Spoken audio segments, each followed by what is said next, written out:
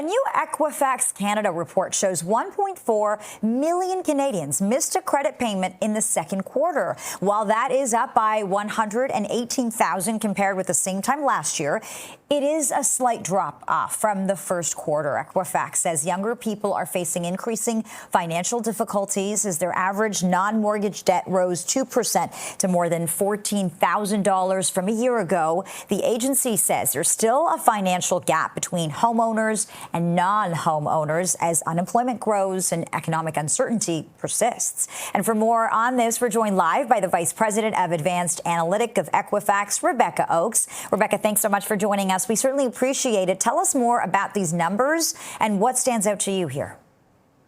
Yeah, I mean, as you mentioned, we saw 1.4 million people missing a credit payment in the second quarter. Now, a little bit of good news is that actually that number has stabilized at 1.4 million. So we have been seeing those missed payments rising since the middle of 2021 when interest rates started to rise.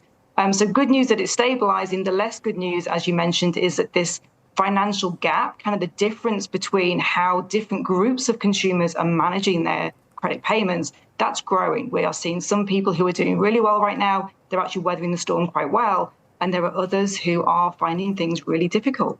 Yeah, and speaking of people who are finding things really difficult, we're talking specifically about younger people who seem to be facing a lot of financial difficulty. Tell us more about that.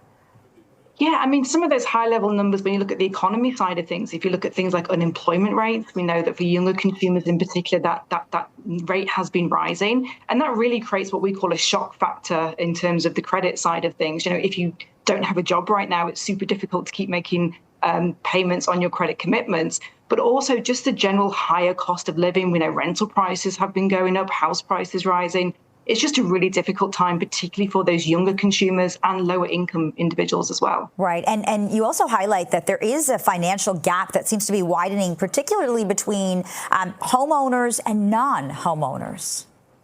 Yeah, if we go back a few years and we look at the difference in terms of the percentage of consumers who miss a payment, for non-homeowners, that used to be around 50% higher than for those who own their own home. That's now double. So literally that gap, that kind of difference in terms of being able to keep making up on your credit commitments, that gap's widening, and that's really an area of concern for us.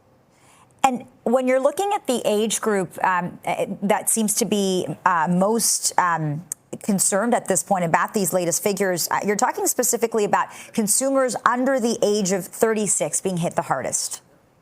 Yeah, those missed payments, when we look at those compared to 12 months ago, they're actually up 20%, which is, quite a shocking number. Now, again, some of that is starting to stabilize a little bit in some of the other age ranges, but for younger consumers, that's still rising.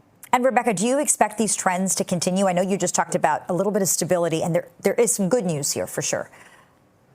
Yeah, I mean, I think really because we still have that widening, the more likely outcome is that those individuals are still going to continue to struggle, particularly in the near future. Okay. Rebecca Oakes, Vice President of Advanced Analytic of Equifax. So appreciate you taking the time to speak with us and break down these numbers. Thanks so much. Thank you.